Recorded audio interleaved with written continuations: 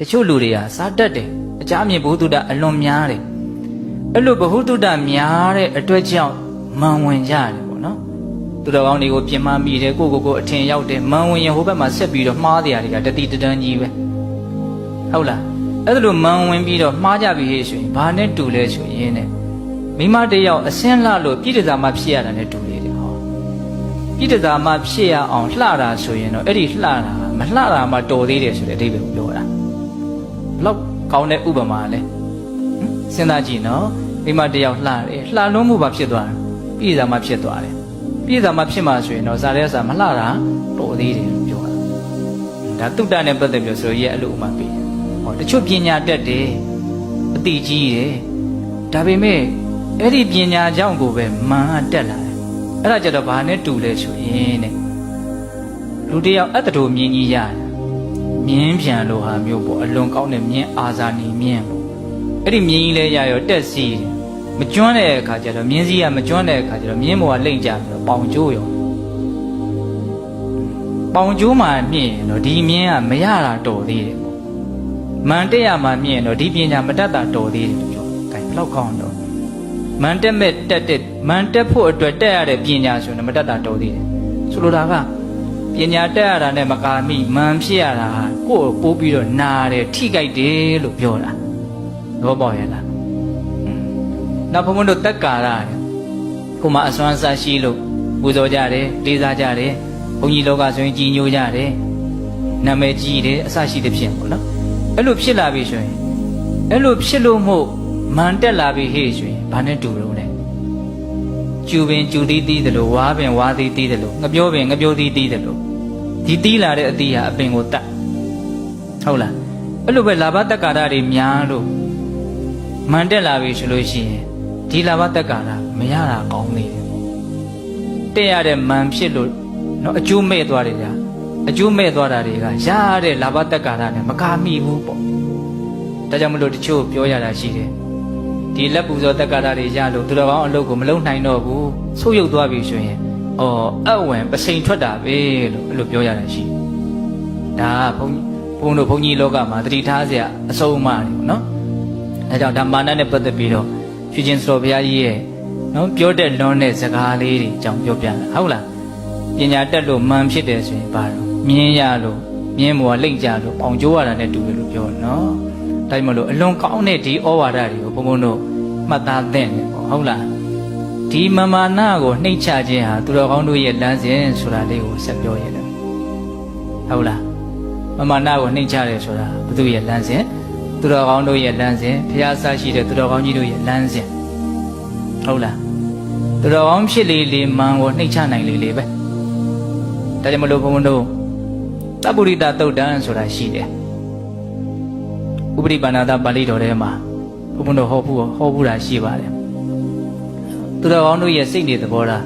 သူယုံမာတို့ရဲ့စိတ်နေသဘောထားဒီနေရာဖြင့်သူတော်ကောင်းတရားသူယုံမာတရားမြတ်စွာဘုရားခွဲပြီးဟောတာအနည်းချုပ်လေးပြောရလို့ရှိရင်ကို့မှာ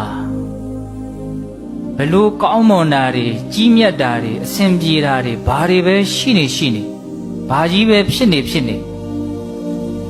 အဲ့ဒီကောင်းတာတွေမြင့်မြတ်တာတွေအဲ့ဒါတွေဖြစ်တဲ့အတွက်ကြောင့်ကိုမြင့်တင်မယ်သူများကိုနှိမ့်ချမယ်ဆိုရင်အဲ့ဒါသူယုံမှတရားလို့အဲ့လိုဟောတယ်ကို့မှာဘာပဲဖြစ်နေဘာပဲရှိနေဘလို့ကြီးပဲကိုယ့်ရဲ့အခြေအနေကမြင့်မားလို့နေအဲ့ဒီမြင့်မားခြင်းအကြောင်းကြောင့်ဟာဒါတွေမြင့်မားလို့လောဘဒေါသမောဟကုန်တာမဟုတ်ဘူးသူတော်အောင်တရားကိုနီးမှန်လမ်းမှန်ကျင့်မှလောဘဒေါသကုန်တာဒါကြောင့်ဒါတွေမြင့်မားတဲ့အတွက်ကြောင့်ကိုမြင့်တင်စရာအကြောင်းမရှိဘူးသူများကိုနှိမ့်ချစရာအကြောင်းမရှိဘူးလို့မှန်ကန်မြင်ပြီးတော့ကိုဘလို့ပဲဖြစ်နေသူများကိုမနှိမ့်ချဘူးကိုမမြင့်တင်ဘူးဆိုရင်အဲ့ဒါသူတော်ကောင်းစိတ်တက်တော့ဟောတပုရိသသုတ်တံရဲ့အနှစ်ချုပ်လေးကိုပြောပြတာနော်ဆိုကြပါစို့ဥပမာတတိဘောကနေယဟန်ပြုလာတဲ့ယဟန်တစ်ပါးပစ္စည်းပေါ်တဲ့အမျိုးကနေယဟန်ပြုလာလို့ဟာသူများကိုနှိမ့်ချမယ်ကိုမြင့်တင်မယ်ဒါသူယုံမှတရားပဲတဲ့သူတော်ကောင်းတရားဆိုတာဘယ်လိုလဲပစ္စည်းပေါ်လို့လောဘဒေါသမောဟကုန်တာမဟုတ်မှန်ကန်ကျင့်သုံးနိုင်မှလောဘဒေါသမောဟကုန်နေတာဒါကြောင့်ပစ္စည်းပေါ်ခြင်းကြောင့်ကိုနှိမ့်ချစရာကိုမြင့်တင်စရာအကြောင်းမရှိဘူးသူများကိုနှိမ့်ချစရာအကြောင်းမရှိဘူးလို့နားလည်ပြီးတော့ပစ္စည်းဥစ္စာပေါ်များခြင်းတည်းဟူသောအကြောင်းကြောင့်ကိုမမြင့်တင်ဘူးသူများကိုမနှိမ့်ချဘူးအဲ့ဒါသူတော်ကောင်းတရား အဲ့ဒါဘယ်ထိမြတ်စွာဘုရားဟောတော့ဆိုတော့ယဟန်တွေကိုဟောတယ်နော်စာတတ်တယ်ဝီနီးဆောင်တယ်ဒူတင်ဆောင်တယ်နောက်ဆုံးဇံရတယ်ဟောဇံရလို့ကိုမြင့်တင်တယ်သူများကိုနှိမ့်ချမဆိုလဲအဲ့ဒီဇံရပုဂ္ဂိုလ်ကြီးမှာအဲ့ဒါသူယုံမှစိတ်ဓာတ်ဖြစ်နေတယ်လို့ပြောရတယ်စဉ်းစားနော်ဇံရချင်းဒီဟူသောအကြောင်းကြောင့်ကိုမမြင့်တင်ဘူးသူများကိုမနှိမ့်ချဘူးဆိုရင်အဲ့ဒါပါတော့သူတော်အောင်စိတ်ဓာတ်တယ်ဘလောက်ထိမြတ်စွာဘုရားဟောထားတာဒါပါလေဆိုတော့မာနကိုမြတ်စွာဘုရားဘလောက်ယွန်ရှာဆက်ဆုပ်တယ်လဲဆိုတာကိုပြောထားတာဒါကြောင့်သူတော်ကောင်းတရားကိုသိလေယိုကျိုးတဲ့စိတ်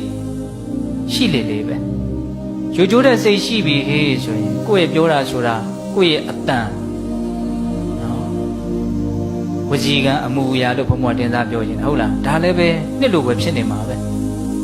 ကာယကံအမှုအရာလည်းဘယ်လိုဖြစ်နေမလဲနှစ်လိုပဲဖြစ်နေမှာပဲခုဘုံဘတို့ပြောတာဆိုတာကြီးဟာအဆင်မပြေပါဘူးစိတ်တိုင်းမကြပါဘူးနော်နေတာထိုင်တာကြီးကလည်းပဲအဆင်မပြေပါဘူးစိတ်တိုင်းမကြပါဘူးဆိုတာများသောအားဖြင့်မန်အခန်းတွေကိုအခြေခံပြီးတော့မပြောနေကြလို့နေကြလို့ကာယကံမှုဝစီကံမှုတွေကတောက်မကျိုးတာပေါ့ဟုတ်လားတော့တောက်မကျိုးဘူးဆိုတာအဲ့ဒါပဲအဓိကဟုတ်လားဒါကြောင့်သူတော်ကောင်းစိတ်ဓာတ်မှာအခြေခံပါတော့ကိုမမြင့်တင်ဖို့သူများကိုမနှိမ့်ချဖို့ဆိုတဲ့မမနာကင်းဖို့ဟာအလွန်အရေးပါတယ်လို့ဒါကိုနားလည်ရမယ်ဒါကြောင့်ဘုရားပြည့်ရင်ဉာဏ်ပညာအကြီးဆုံးလို့ဘုရားဘာသာဝင်တိုင်းသိထားတယ်ရှင်သာရိပုတ္တရာမမနာနှိမ့်ချတဲ့နေရာမှာစံပြတယ်ပေါ့နော်တခါမဲ့အရှင်မြတ်ကြီးကသင်္ကန်းကင်တာအောက်ကမညီဘူးဖြစ်နေတယ်အစွန်းလေးထွက်တောင်တန်းလေးလိုဖြစ်နေတယ်အဲ့ဒါကိုရင်ပေါက်စာလေးကလာပြီးတော့ပြောတယ်အရှင်ဘုရားသင်္ကန်းကြီးကလည်းမညီပါဘူးပေါ့အဲ့ဒါနဲ့တနေရာမှာသွားပြီးတော့ညီလေးသွားဝတ်တယ်တဲ့ရှင်သာရိပုတ္တရာကအဲ့လိုသွားဝတ်ပြီးတော့အဲ့ဒီကိုရင်လေးရှိတဲ့နေရာလာပြီးတော့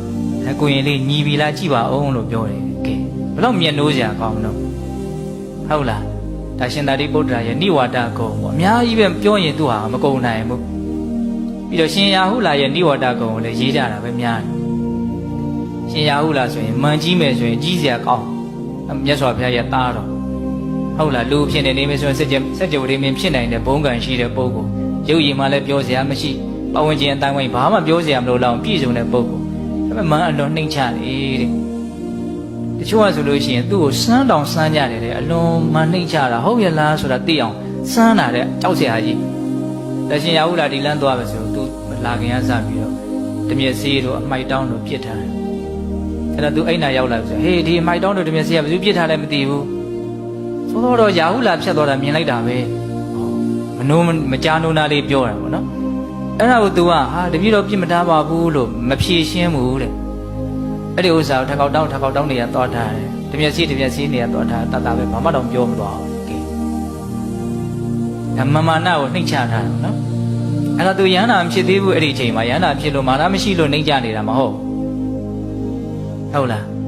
မြတ်စွာဘုရားကဝိနည်းသိက္ခာပုပြညတ်ထားတာရှိတယ်နော်လူတွေရှင်သာမဏေတွေဟာယဟန်နေနဲ့